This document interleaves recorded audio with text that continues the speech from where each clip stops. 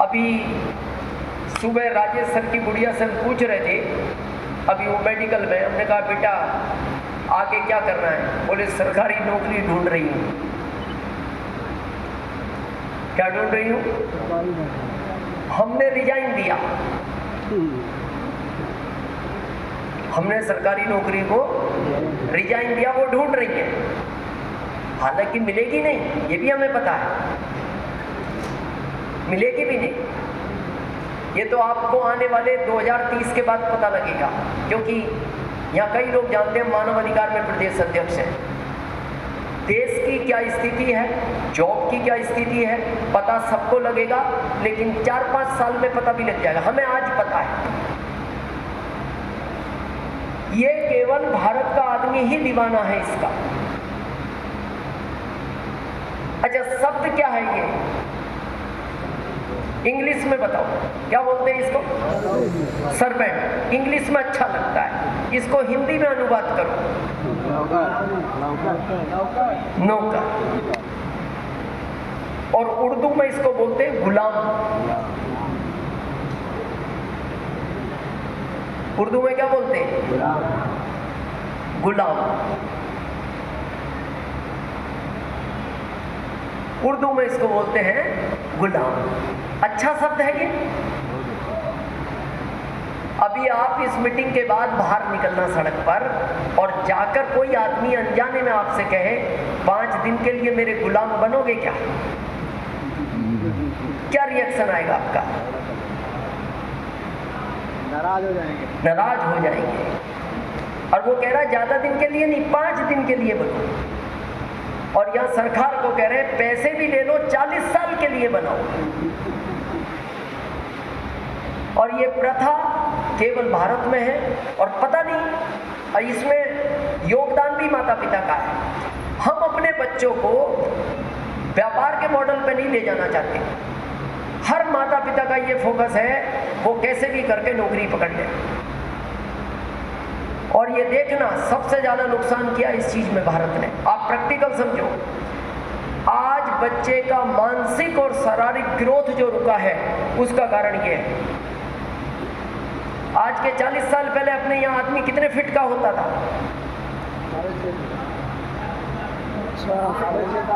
7-7 fit का था। अभी ये कारण है। ये अभी आएगा समझ में आपको। इसका कारण ये है, मानसिक विकास भी और शारीरिक भी। देखो अभी हमारे यहाँ, शायद आप में भी कुछ लोग होंगे जो 6-7 साल के बाद स्कूल गए होंगे। कुछ लोग हैं ऐसे, हाथ खड़ा करें, जो 5 साल के बाद स्कूल गए। काफी लोग हैं। इधर संजीव सर भी बैठे हाथ खड़ा कर रहे हैं, रवि तेज सर। आज 5 से 4 आए, 4 से 3 आए, अभी आगे 2। अभी एक नया कॉन्सेप्ट चला है भारत में, प्ले स्कूल। प्ले, इसका हिंदी में अर्थ क्या है? खेलने की जगह। अगर वो बच्चा घर में रहता तो चुनाव लड़ता, घर में क्या करता? खेलता, माता पिता के साथ खेलता। आप पैसे देके अनजान लोगों के साथ खिलवा रहे हो। इसीलिए आजकल के बच्चों का इमोशनल अटैचमेंट माता पिता के प्रति कम हो गया। आज का बच्चा प्यार नहीं करता माता पिता को। और ये अपने शास्त्रों को पढ़ो आप, उसमें लिखा है कि बच्चा 5 साल तक ही उसकी उम्र माता पिता से प्रेम करने की होती है। अगर 5 साल वो माता पिता के पास रहेगा तो उनसे बहुत प्रेम करेगा, लेकिन अगर वो 5 साल तक दूर रहा, फिर उसको भले जिंदगी भर साथ रखो, वो आपसे प्रेम से जुड़ ही नहीं सकता। हमारे टाइम के आज भी देखो, अभी संतोष सर से कुछ समय पहले बात हो रही थी, उनके पिताजी को कुछ गंभीर बीमारी थी और वो इस दुनिया में नहीं रहे। शायद उस सदमे से वो बहुत समय के बाद निकल पाए। अभी भी वो चीज़ें उनको याद आती होंगी, या कुछ लोगों के साथ हुआ होगा।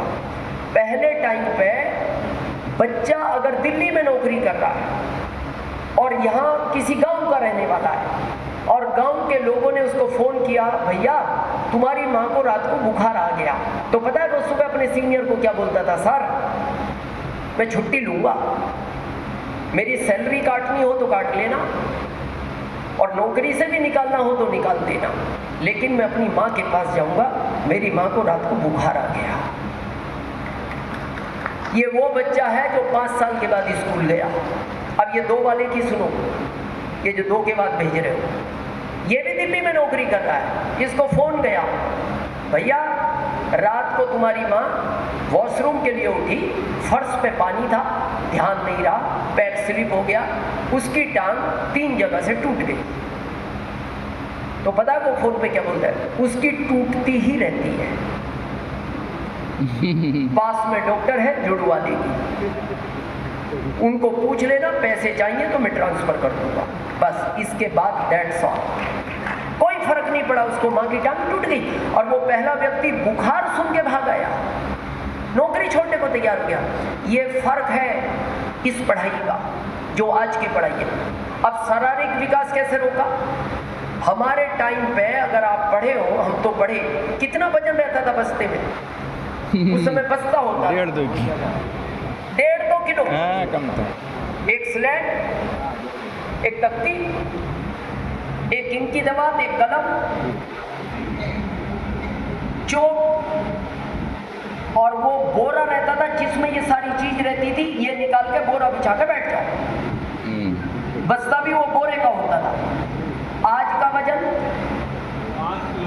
और 12 किलो, 12 किलो, हम बताएं आपको, 12 किलो, 18 किलो। हमारे पोते सही अभी बात, 9 उतना साल नहीं के है। हैं, सही है जी। 32 किलो वजन है उनका, और उनके बैग का वजन 28 किलो है। कितना? 28 किलो। और हमें कैसे पता लगा? वैसे रविवार हम रहते नहीं, पर कोई त्योहार आ जाता है, जैसे नवंबर में दिवाली आ रही है, या और कोई ऐसी कोई बात हुई, तो एक दिन योग से हम शनिवार को घर थे, तो उनको कार लेने आती है स्कूल से, तो वो उन्होंने बोला दादू आज आप छोड़ दो कार में। तो जब वो उतरे बैग लेके, तो वो ऐसे चल रहे, तो हमें लगा क्या हो गया इनको, ऐसे चल रहा है। तो हमने कहा बेटा हुआ क्या? अरे बोले दादू बैग में वजन बहुत है, मतलब वो बैलेंस ही बिगड़ा हुआ है पूरा। हमने कहा इतना वजन? बोले आप देखो उठा के। तो हमने उठाया, तो फिर हमने जब इधर टांगा तो हम भी फिर ऐसे ही चले जहां तक कार थी उनकी। हमने पहली बार देखा, बोले यार इतना वजन। तो बोले दादू स्कूल वाले पागल हो गए, मेरी मम्मी भी पागल हो गई, मैं मना करता हूँ मेरे से इतना वजन नहीं उठता। वो कहती नहीं उठाना पड़ेगा, तुम्हें बड़ा आदमी बनना है, ये करना है। बोले आप मम्मी को समझाना, और मम्मी नहीं समझे। तो दादू मैं एक बात बताऊं आपको, मेरी ये कार एक बड़े नाले के पास से निकलती है, बस उसके बाद वो नहीं बोले। डीएचए खाया बचपन से, बहुत शार्प है। तो उनका पता कहने का क्या मतलब था? बैग डाल दे उस नाले में, ना रहेगा बांस। हमने कहा मम्मी मारेगी। स्थिति देखो आप। अच्छा ठीक है, हर चीज का भूतकाल होता है प्रयागराज वालों, हर चीज का भूतकाल होता है, उसी का वर्तमान है और उसी का भविष्य होगा। अब इन चीजों को आज गहराई से समझना। इसका भूतकाल कैसा था? जॉब का भूतकाल कैसा था? अच्छा नहीं, बहुत अच्छा था। साइन करके खेत जोताओ, इतना अच्छा भूतकाल था। वर्तमान दिक्कत में खराब है, खेत की तरफ भविष्य कैसा होगा? नहीं सही है। भाई जिसका भूतकाल अच्छा था, वर्तमान खराब है, तो भविष्य कैसा होगा? और खराब, और खराब होगा। इसकी बात करो, इसका भूतकाल कैसा था? बिजनेस अच्छा था, बहुत अच्छा था, कोई कंपटीशन नहीं था। एक गांव में एक किराना की दुकान होती थी, सब खुश थे, मार्जिन भी अच्छा था। आज वर्तमान ठीक नहीं है, तो भविष्य कैसा होगा? और गर्त होगा इसका, और खराब होगा। अब इसकी बात करो, इसका भूतकाल कैसा था? खराब था। खराब था। भाई अगर किसी का भूतकाल अच्छा था, वर्तमान खराब है, तो भविष्य और खराब होगा। किसी का भूतकाल खराब था और वर्तमान अच्छा है, तो उसका भविष्य कैसा होगा? और अच्छा होगा। और अच्छा होगा। तो इसका भूतकाल पता है आपको कैसा था? बहुत खराब था जी। यहाँ कुछ सीनियर जानते होंगे, संतोषपुरी सर होंगे, नीलेश सर होंगे, सब नहीं जानते। जब हमने आरसीएम शुरू किया, इसका भूतकाल देखो कैसा था। हम रतलाम जिला है, तो जब हम किसी व्यक्ति को बोलते थे भाई साहब आरसीएम में जुड़ जाओ, तो वो पूछता था इस शहर में और कौन है आरसीएम में। हमने कहा हम अकेले, तुम आओगे 2 हो जाएंगे। तो वो कहता था मैं ही मिला पूरे शहर में तुम्हें, और वो भाग जाता था। फिर दूसरे को बात करते थे, भैया आरसीएम करोगे क्या? वो पूछता था पैसे आते हैं क्या? हमने कहा अभी तो नहीं आए, तुम आओगे तो आएंगे, तब पता लगेगा। तो बोले मेरे को ट्रायल बेस पे ले रहे हो, वो भी भाग जाता था। फिर हम सोचते थे तीसरे को अलग बात करेंगे, तो हम तीसरे को बोलते थे भैया दिवाली आ रही है, कपड़े लेने हमारे पास से ले लो। उस समय 5 पैंट पीस भी थे आरसीएम के पास। तो वो बोलता था ठीक है आपसे ले लेंगे। कपड़े कैसे? हमने कहा गारंटी देंगे, रुआ नहीं उठेगा, फटेंगे नहीं जल्दी से, बहुत मजबूत कपड़े हैं। वो कहता था दे दो। अब वो जब वो 5 पैंट पीस लेता था तो वो पलटता था उनको, तो हमें ऐसा लगता था ये चेक कर रहा है कपड़ा कैसा है। फिर हम पूछते थे भैया क्या देख रहे हो? बोले जी ये 5 एक जैसे हैं। हमने कहा हाँ एक जैसे ही हैं। तो बोले इसमें शर्ट कौन सा है? हमने कहा इसमें शर्ट नहीं है, ये खाली पैंटें हैं। बोले शर्ट का क्या करें? हमने कहा अभी पैंट पहन के काम चलाओ, जब शर्टें आएंगी शर्टें दे देंगे। तो फिर वो बोलता था आधे कपड़ों में आप ही घूमो, वो भी भाग जाता था। ये भूतकाल था इसका। वर्तमान में आओ,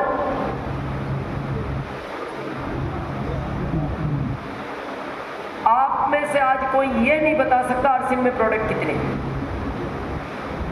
आप में से अगर कोई बता दे हम 1 लाख रुपए अभी इनाम देंगे। और सोच लो यहाँ सेवा केंद्र वाले भी बैठे हैं, सीनियर भी बैठे हैं, कोई अगर बता दे आज प्रोडक्ट कितने हैं 1 लाख इनाम लो। सेवा केंद्र नहीं बता सकता है। हम बताएं? हम बताएं? हमें भी नहीं पता।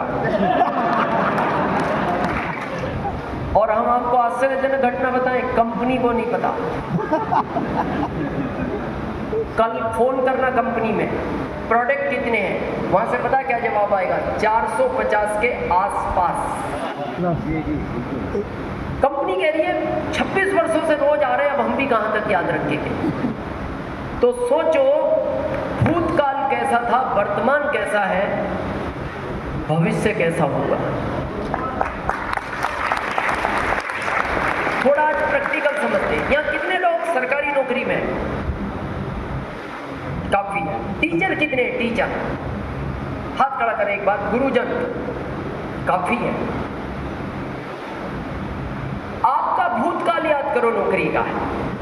एक उदाहरण दे रहे, सब में वही स्थिति है। आज के 40 साल पहले किस लिए लगाया जाता था टीचर को? गुरुजी को क्यों बुलाया जाता था? बच्चों को पढ़ाना है। भूतकाल क्या था? बच्चों को पढ़ाना है। वर्तमान में आओ, शौचालय जो कौन सा ऐसा काम नहीं है जो आपको नहीं करना होता? दूसरे के बच्चों को भोजन बना के खिलाना, वो काम भी आपका, भले आपने अपने बच्चों को बनाया हो कि नहीं बनाया हो। SIR आया, वो आपने किया। जनगणना आपके, चुनाव आपको कराना। यहाँ अभी SIR आ गया? हो गया। हो गया? अच्छा, आप में कोई BLO बने? कितने लोग बने? 3-4। जिंदा है आप तो? BLO जिंदा है। ये बड़ा गंभीर विषय है। हमें अभी किसी ने बताया, हम वाराणसी गए, 56 BLO ने आत्महत्या की उत्तर प्रदेश में। मध्य प्रदेश में लगभग 77 BLO ने आत्महत्या की। आपको आसान लगता है आत्महत्या करना? प्रयागराज वालों आसान है? 1 लाख विचार आते हैं आदमी के अंदर, 1 लाख से ज्यादा। क्या विचार आता है? जो पत्नी मेरे बगैर भोजन नहीं करती और मैं अपना जीवन समाप्त कर लूंगा, ये जिंदगी में कभी भोजन भी कर पाएगी क्या? फिर विचार आता है, जो बच्चे ये कहते हैं पापा जब तक आप घर नहीं आते ना हमारा मन नहीं लगता, तो वो नहीं विचार करता होगा मैं ज़िंदगी में कभी घर वापस नहीं जाऊँगा, मेरे बच्चे ज़िंदगी कैसे जिएंगे। तीसरा विचार आता है, जो माता पिता कहते हैं बेटा जिस दिन आप रात को नहीं आते ना तो उस दिन नींद की गोली खानी पड़ती है, नींद नहीं आती, कोशिश बहुत करते हैं, तुम आ जाते हो तो बिना गोली के नींद आ जाती है। वो विचार नहीं करता होगा मैं ज़िंदगी में कभी घर नहीं पहुंचा तो कभी मेरे माता पिता सो भी पाएंगे कि नहीं। लाख बार विचार आता है, उसके बाद भी अगर उसको वो कदम उठाना पड़ता है तो आप सोचो कितना प्रेशर झेलता होगा वो, क्योंकि भूतकाल अच्छा था। आज जो हम वर्तमान में बच्चों को यहाँ ले जाना चाह रहे हैं, वर्तमान अच्छा नहीं है जो उनका। देखो टीचर को पहले केवल बच्चों को पढ़ाना था, आज जहां झगड़े की जड़ है वहां टीचर को भेजा जाता है। चुनाव झगड़ा नहीं है भाई, जब बूथ पे इनकी ड्यूटी लगती है तो बूथ पे ही तो लड़ चलते हैं। अच्छा सरकार इनको क्यों भेजती है, ये होते हैं सर, और इनका सर होता है मजबूत, ये तो सर है तो इनका सर मजबूत रहता है। सरकार को पता है 10-15 घंटों में इन्हें फर्क नहीं पड़ेगा। अब देखो जनगणना ये एक मुद्दा झगड़े का नहीं है। अब जनगणना में क्या बोलते हैं ये जाके गांव बच्चे गिनो। अरे जिसने पैदा किए उसको पूछो कि तू ब्यौरा दे। भाई विधायक महोदय जब पर्चा भरते हैं तो सरकार कहती है ना अपनी संपत्ति का ब्यौरा दो, उस आदमी से क्यों नहीं पूछ रहे तुम अपने बच्चों का ब्यौरा दो। अब ये जाएंगे वहाँ झगड़ा बनेगा, क्योंकि अगर इन्होंने 510 बच्चों की लिस्ट दे दी और 512 निकल आए, इनकी नौकरी का सवाल है, तो ये वहाँ जाके घुमा के पूछते हैं भाई साहब कितने बच्चे हैं, 3 और याद कर लो। उसे गुस्सा नहीं आएगा। अब वो फिर कहता है मेरे बच्चे हैं और क्या याद कर लो। अच्छा 3 ही हैं पक्का, अच्छा तीनों आपके ही हैं। फिर वो गुस्से में बोलता है ये 2 गांव वालों के हैं। आएगा उसको गुस्सा। अब ये झगड़े की जड़ नहीं है। अच्छा इनको एग्जैक्ट आंकड़ा चाहिए। अभी कुछ समय पहले आपने सुना होगा, पेपर की सुर्खियां बनी, वो महाराष्ट्र में एक बच्चे को स्कूल जाते हुए कुत्ते ने काट लिया। फिर उस स्कूल के सारे टीचरों की ड्यूटी कुत्ते पकड़ने में लगाई गई उस एरिए की। अब क्या इनको कुत्ता नहीं काटेगा, ये इंसान नहीं है, पर सरकार को पता है ये मजबूत आदमी है, इसको फर्क नहीं पड़ेगा, 2-4 जगह काट भी लेगा। अभी कुछ समय पहले बिहार और महाराष्ट्र में एक स्वच्छता अभियान चला, ये भी पेपर की सुर्खियां बनी। क्या चला वो स्वच्छता अभियान, कि गांव के बाहर कोई भी व्यक्ति शौच नहीं करेगा। अब वहां ड्यूटी लगाई गई टीचरों की। अब ये सुबह 4 बजे से टॉर्च लेके खड़ा है गांव के बाहर। जैसे इसको कोई व्यक्ति बैठा हुआ दिखा, नहीं इधर नहीं, इधर नहीं। अब सोचो वो किस पोजीशन में बैठा और ये पोजीशन पे टॉर्च मार रहा है, नहीं तो इसको क्या पता वो कर क्या रहा। इधर नहीं। अच्छा कोई तो गांव में से भगा आया, प्रेशर ही बन रहा था, बैठ ही गया, और जितने ये पहुंचा उठ के भी भाग गया। अब सुबह आएगा अधिकारी, तो अब इनके पास 2 जिम्मेदारियां हैं, या तो टाइम पे आदमी को उठा दें या जो वो कर गया उसको उठाओ। करनी पड़ेगा, एक काम तो करना, या तो टाइम पे आदमी उठा दो या जो वो कर गया उसको उठाओ। और सुबह अधिकारी आता है, देखता है चारों तरफ सफाई है, फिर ये मन कहता है जो देख रहे हो मैंने साफ कर दिया। ये बहुत गंभीर विषय है। ये बात अपने बच्चों से करना आज जाके, बेटा पढ़ाई करो, बीएड करो, फिर तेज रोशनी की टॉर्च खरीदो। वो पूछेगा टॉर्च क्यों, बोले कभी ये वाली सिचुएशन आ सकती है। पता है वो आपसे क्या कहेगा, पिताजी आपको डूब मरना चाहिए था, इसलिए पढ़ाई की आपने, इसलिए नौकरी की, ये काम करने के लिए। बोले मेरे को नहीं चाहिए घर बंगला, कार भी नहीं चाहिए, मैं लोगों के खेतों में मजदूरी करूँगा, पर ये इस तरह का काम मैं नहीं करूँगा। आज का बच्चा नहीं कर सकता, यानी इसका वर्तमान अच्छा नहीं है, भविष्य तो और खतरे में है। और हम इसीलिए बार बार बोलते हैं भारत को, आरसीएम आपको अपने लिए नहीं करना, आपका जीवन निकल गया और निकल जाएगा, आरसीएम उसी पीढ़ी के लिए करना है जो इस कामों को नहीं कर पाएगी। व्यापार की स्थिति भी खराब है, आप सब जानते हैं, और ये काम कितने दिन का है? 60 साल का कोर्स है, ये 5 का है, ये 60 का नहीं है। बस फर्क इतना है, जितनी ईमानदारी से 60 साल इस काम को करते हो, उतनी ईमानदारी से अगर 5 साल आरसीएम को कर लो, हम लिखित में देंगे आपकी 7 पीढ़ियों में कोई गरीब बच्चा जन्म नहीं लेगा। लेकिन हम करते नहीं, क्योंकि यहाँ जिम्मेदारियां हैं, परिवार चलाना है, यहाँ कोई कहने वाला नहीं है। आपको पता है हमारी एवरेज उम्र कितनी हुआ करती थी औसत आयु पहले? 100 प्लस। अभी कितनी है? 60 आ गई अभी करंट में।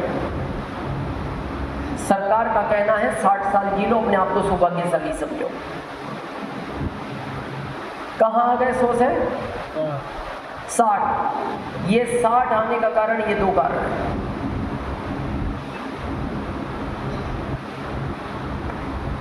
कितने लोग कल मरना चाहते हैं? कोई नहीं चाहते लंबी उम्र हो, क्योंकि ये दोबारा नहीं मिलती। आपको अगर ये उम्र मिली है, हर आदमी चाहता लंबी उम्र हो, मैं जिंदगी में वो सब काम करके जाऊं, मेरे बच्चों का जीवन अच्छा करके जाऊं, लेकिन अब समय नहीं बचा। 60 आ गए 60, और शायद 3 साल बाद ये 55 पर आ जाएगा। इसके ये 2 कारण हैं। आपको पता है प्रयागराज वालों, ये शुगर किस चीज से होती है? शुगर ये मीठा खाने से नहीं होती। शुगर, बीपी और हार्ट, इन 3 का सबसे बड़ा कारण तनाव है, टेंशन। और ये इन दोनों कामों में रहेगी। जॉब में टेंशन है बॉस की, और इसमें टेंशन है लॉस की। जहां पैसा लगाए, कैपिटल लगाए तो लॉस का डर है, और जहां जॉब है वहां बॉस का डर है। क्या करेंगे ऐसा जीवन जी के? पहले 100 साल औसत आयु थी, 60 पे आ गए। वापस औसत आयु जीना चाहते हो? चाहते हो? तो फिर ये प्लेटफॉर्म आपका स्वागत करता है, और इसमें हो जाएगी, इसमें आप औसत आयु जी सकते हो। अच्छा, 60 साल काम करना अच्छा लगता है? 5 साल? अच्छा, काम तो करना ही है ना। देखो, ये भी कोई लॉटरी सिस्टम नहीं है प्रयागराज वालों, काम करना है। यहाँ भी काम करते हो, यहाँ 60 साल तक करते हो। ये 5 वर्ष का है। ये काम थोड़ा सा अलग तो है। अलग क्या है? अच्छे कपड़े पहनो, अच्छी बात करो, सच बोलने की आदत हो, भाव ये होना चाहिए मेरी वजह से किसी का नुकसान ना हो। और इसमें आखिरी काम होता है लोगों को समझाना। भारी है ये काम? बहुत भारी नहीं है। हाँ, ये आखिरी काम भारी है, लोगों को समझाना, क्योंकि भारत के लोगों को समझाना है। भारत के आदमी को समझाना और मेंढक को तोलना ये आसान काम नहीं है, बहुत समझाना पड़ता है। आप अपने घर में देखना, यहाँ बहुत सारे किसान बैठे होंगे। हमारे यहाँ पशु पक्षी जल्दी समझ जाते हैं आदमी की अपेक्षा। किसान है यहाँ? थोड़ा हाथ खड़ा करें एक बार। आप कभी एक नया बैल खरीदना, नया, उसको खेत से घर तक लाना एक ही रास्ते से, दूसरे दिन भी उसी रास्ते से लाना, तीसरे दिन भी उसी रास्ते से लाना, लगातार 9 दिन उसी रास्ते से लाना, और 10वें दिन आप उसके रस्ते खेत में छोड़ देना। घर आ जाएगा पक्का? क्यों आ गया वो घर? आपने उसको 9 दिन समझाया है। हम 24 साल से समझा रहे हैं, 24 साल हो गए, और वो भी बैल को नहीं, बैल को नहीं। और ये भी आखिरी मीटिंग नहीं है प्रयागराज की, ये कोर टीम फिर बुलाएगी किसी और को। हालांकि प्रयागराज सब आना भी नहीं चाह रहे, लेकिन ये बुलाएंगे जैसे भी होगा। और फिर हम फिर आएंगे। अभी हमारे 3 नारे हैं। एक ये बड़ा अच्छा स्लोगन लगा हमें, रॉयल्टी से कम कुछ मंजूर नहीं। आरसीएम जिस चीज के लिए करना चाहिए वो 2 कारण हैं, इसको आखिरी तक समझेंगे। पैसिव इनकम रॉयल्टी और एक सिक्योर्ड इनकम, जिसके लिए आरसीएम करना चाहिए। बाकी काम करने के लिए बहुत चीजें हैं, उनमें ये 2 चीज नहीं मिलती, पैसिव इनकम और सिक्योर्ड इनकम। तो अभी हमारे आरसीएम के कितने उद्देश्य हैं? 3 अभी हैं, वैसे 5 हैं। पहला स्वास्थ्य, दूसरा सेवा, तीसरा संस्कार, चौथा स्वावलंबन, 5वां महिला सशक्तिकरण। सबसे पहला है स्वास्थ्य। भारत में एक घर आपकी निगाह में ऐसा है जिसमें कोई व्यक्ति अस्वस्थ नहीं है। आपकी रिश्तेदारी, दोस्ती, पड़ोस में कोई घर ऐसा है जिसमें कोई व्यक्ति, कोई परिवार ऐसा है जिसमें किसी को कोई रोग नहीं है।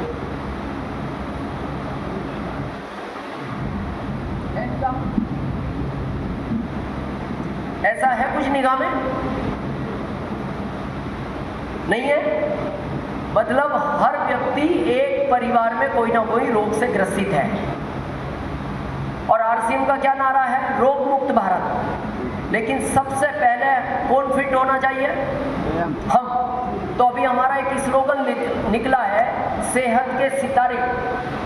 कितने लोगों ने सुना है? कितने लोग पूरी लाइफ फिट रहना चाहते हैं?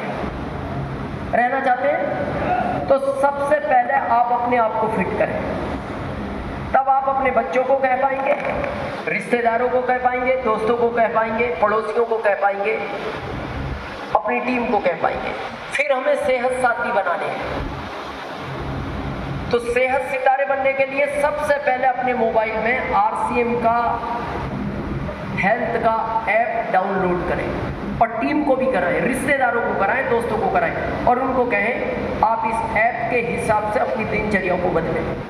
हम 2 काम कर लें ना भारत वाले, एक अपने संस्कारों को ठीक कर लें, एक अपनी दिनचर्या को ठीक कर लें। हम वापस भी फिर औसत आयु जी सकते हैं, वापस हम निरोगी हो सकते हैं। तो कितने लोग थोड़ा बदलाव करने को तैयार हैं? करेंगे? क्योंकि सबसे बड़ा धन निरोगी काया, सबसे बड़ा धन। अभी जैसे गायत्री दीदी ने कहा 2.5 साल से उनके घर में कभी दवाई नहीं आई। हमें अपना याद है, शायद याद भी ये नहीं है कि कितने वर्ष हो गए हम कभी डॉक्टर के पास नहीं गए। हमने कभी मेडिकल से लेके आज तक कोई टैबलेट नहीं खाई। हाँ, कभी टूर में राज्य चेंज होता है तो उस दिन 2 S5 ले लेते हैं हम एक साथ। कहीं थोड़ा सा क्लाइमेट चेंज होता है, 2 S5 ली, गुनगुने पानी से कंप्लीट हो जाता है। तो कुछ चीजें बदलनी हैं। पहला, बीमारी की जड़ कहां से शुरू हुई? लेट सोना, लेट उठना। लेट सोना, लेट उठना। कितने लोग सुबह भी 4 बजे उठते हैं? लगभग कुछ लोग हैं। अच्छा, कितने लोग रात को 10 के पहले सो जाते हैं? 10 बजे। कुछ लोग हैं। ये 100 वाले जो है ना, 100, ये 10 के पहले सो जाते थे और 4 के पहले उठ जाते थे। आधी समस्या यहीं से खत्म है। लेकिन हमने क्या किया? पश्चिम देशों के संस्कारों को अपनाते गए। सबसे ज्यादा नुकसान देश का हुआ है पश्चिम देशों के संस्कार अपना के। वो लोग रात्रिचर प्राणी हैं, लेट सोते हैं, लेट उठते हैं। हमारे यहाँ भी वही कल्चर आ गया। शहरों में तो बच्चों में देख ही लो आप, शहर में बच्चा 4 बजे सोता है सुबह और 10 बजे उठता है, जबकि सोना कब चाहिए था? 10 से 4, सो रहा है 4 से 10। ये बीमारी का सबसे बड़ा कारण, और इसमें सबसे बड़ा रोल है माता पिता का, क्योंकि बच्चा और टीम वो करती है जो आप करते हो। अपना बच्चा और टीम कभी वो नहीं करती जो आप कहते हो। आज इसको थोड़ा प्रैक्टिकल समझे जो गलतियां हो रही हैं। ये उंगली है आपके पास, इसको उठाओ। भगवान ने दी है तो उठाओ, नहीं तो भगवान वापस भी ले लेता है, कहता काम नहीं आ रही तो मैं कहीं मशीन में डाल दूंगा, खत्म हो जाएगी। दी है तो उठाओ। अब ध्यान से सुनना, हम जो कहें वो आपको करना है, हम जो करें वो आपको नहीं करना। हम जो कहें वो आपको करना है, हम जो करें वो आपको नहीं करना। उंगली चेक करो, पहली है, फर्स्ट वाली उठाइए, फर्स्ट। अब इस उंगली को अपनी अपनी ठोड़ी पर लगाओ, लगाओ एक बार, लगाओ। अब चेक करो ठोड़ी कहाँ है। राजा सर और लगाई कहाँ हमने, और हमने कई 2 बार कहा हम जो कहें वो करना है, हम जो करें वो नहीं करना। लेकिन आपने वो नहीं किया जो हमने कहा, आपने वही किया जो हमने किया। तो ये दुनिया वो ही करती है जो आप करते हो, ये दुनिया वो नहीं करती जो आप कहते हो।